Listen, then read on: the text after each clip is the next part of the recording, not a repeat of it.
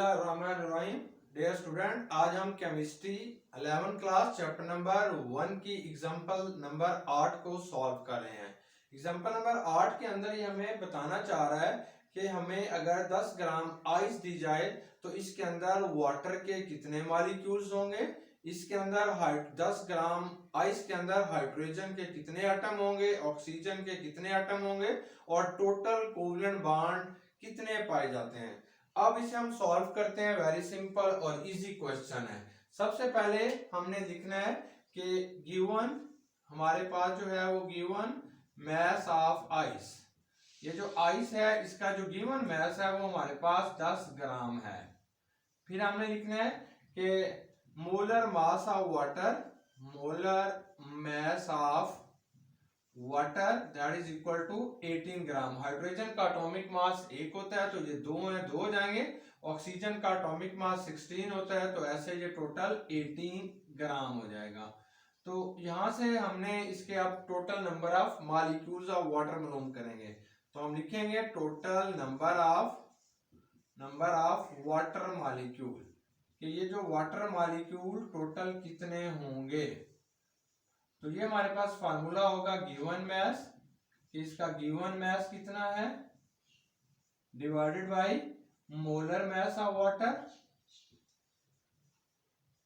ज़रबे Avogadro's number. हमने जिस चीज से इसे मल्टीप्लाई करना है वो Na है, यानी एवोगाड्रोस नंबर से हम इसे मल्टीप्लाई करेंगे। अब हमारे पास जो गिवन मैस है वो 10 ग्राम है तो आप ऊपर 10 लिखेंगे। मोलर मास ऑफ वाटर 18 ग्राम के बराबर है तो 18 से मल्टीप्लाई बाय 6.02 डबल टू 10⁻23। अब इसका हमारे पास जो जवाब आएगा वो आएगा 3.34 10⁻23 मॉलिक्यूल्स ऑफ वाटर। तो ये जो हमारे पास आएंगे ये मॉलिक्यूल्स ऑफ वाटर आ जाएंगे। ये 3.34 जो है ये number of water molecule.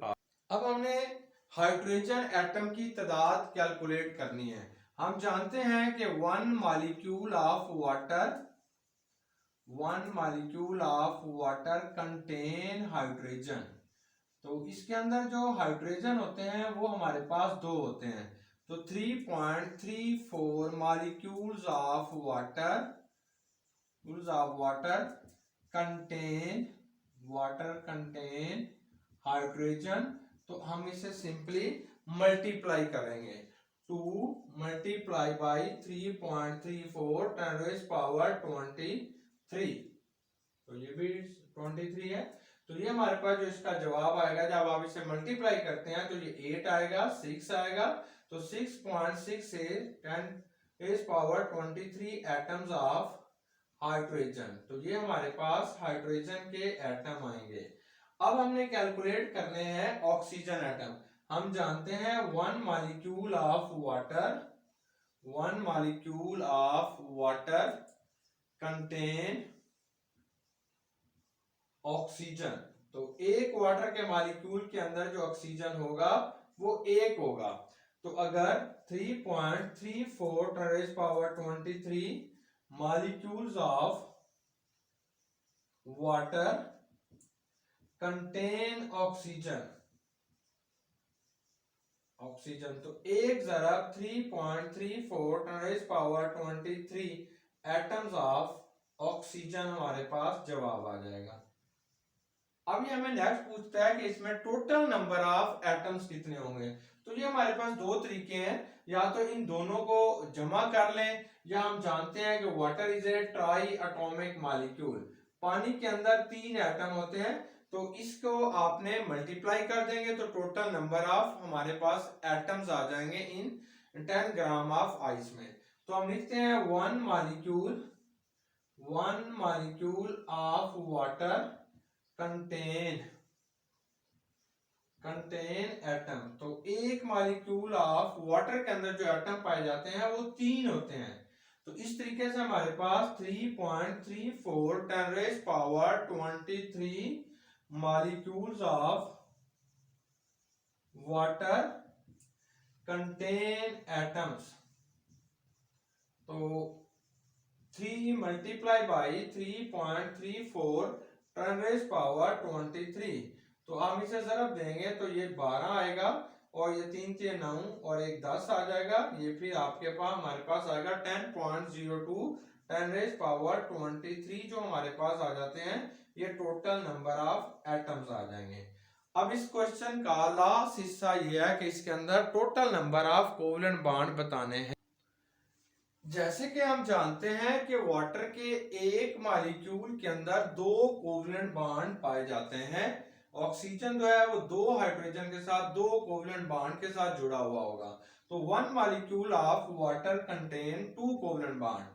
3.34 10 raised power 23 molecules of water contain 2 multiplied by 3.34 10 raised power 23 के अंदर कितने कोवलेंट बॉन्ड होंगे। तो जब हम इसे मल्टीप्लाई करते हैं तो it's answer is 6.68 10 raised power 23 covalent bond पाए जाते हैं। तो इस तरीके से ये एग्जांपल हमने सॉल्व कर ली। अब हम एग्जांपल नंबर 9 को सॉल्व करते हैं। एग्जांपल नंबर 9 के अंदर ये हमें कहता है कि हमारे पास फास्फोरिक एसिड है और फास्फोरिक एसिड का अगर हमें ये 10 ग्राम दिया जाए तो इस 10 ग्राम फास्फोरिक एसिड में कितने मॉलिक्यूल्स होंगे फास्फोरिक एसिड के। और फिर आल्सो टेल अस कि अगर आप इसे पानी के अंदर डिसोसिएट करते हैं तो ये कंप्लीटली डिसोसिएट हो जाता है, यानी कि ये पॉजिटिव और नेगेटिव आयन में मुकम्मल तौर पर टूट जाएगा।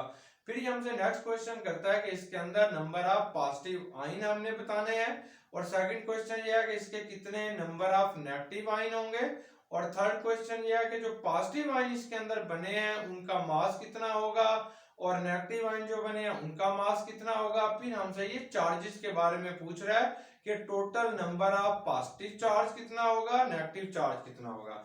तो अब हम इस क्वेश्चन को सॉल्व करते हैं। वेरी सिंपल है। एवोगाड्रोस फार्मूले से आपने एक फार्मूले को याद करना है और ये क्वेश्चन सॉल्व हो जाएगा।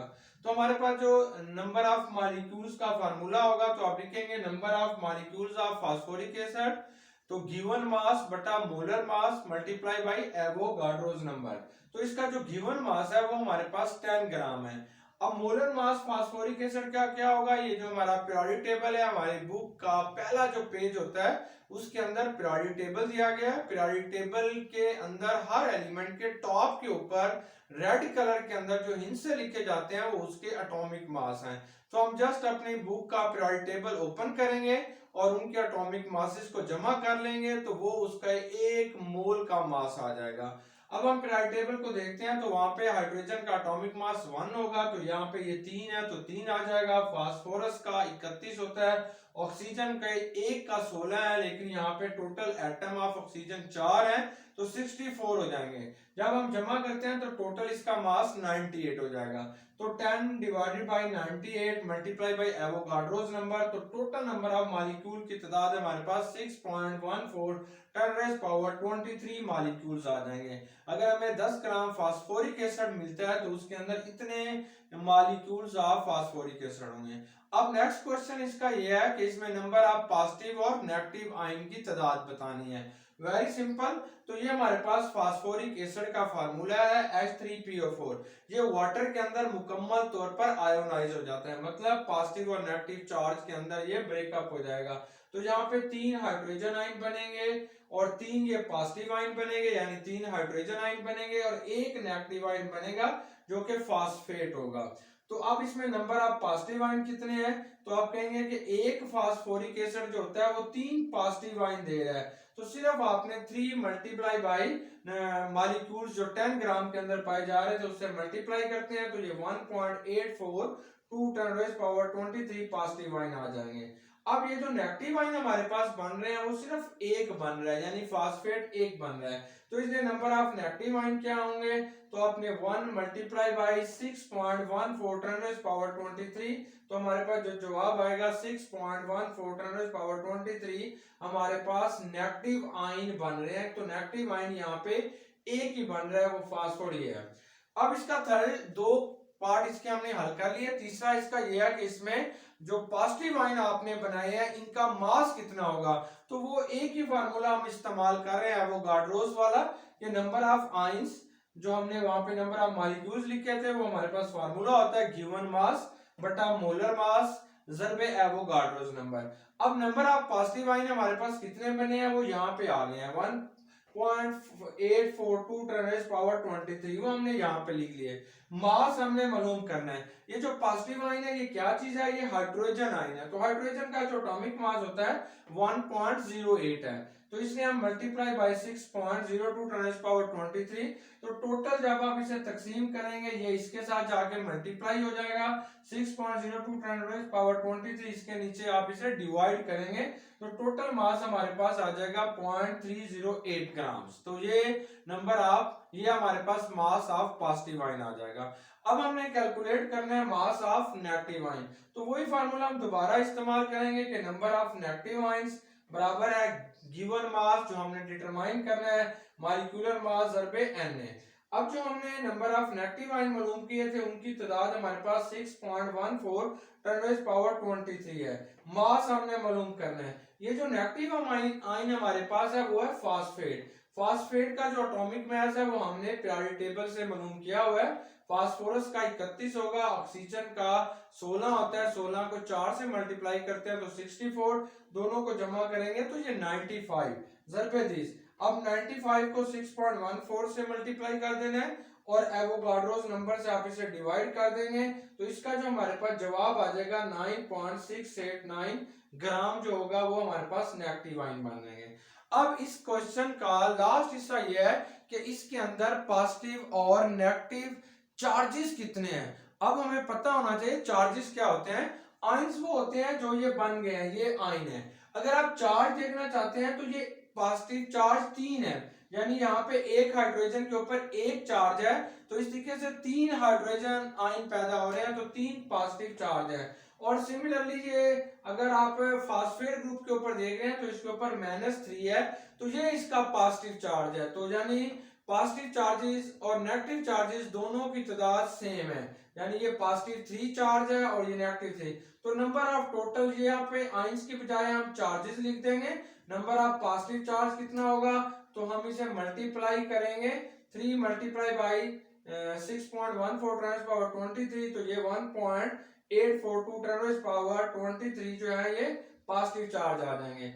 अब नंबर ऑफ नेगेटिव चार्ज कितने होंगे वो भी हमारे पास 3 है, इससे मल्टीप्लाई करेंगे तो यही जवाब हमारे पास आ जाएगा। उम्मीद है कि आपको ये दोनों एग्जांपल अच्छे तरीके से समझ आ गए होंगे।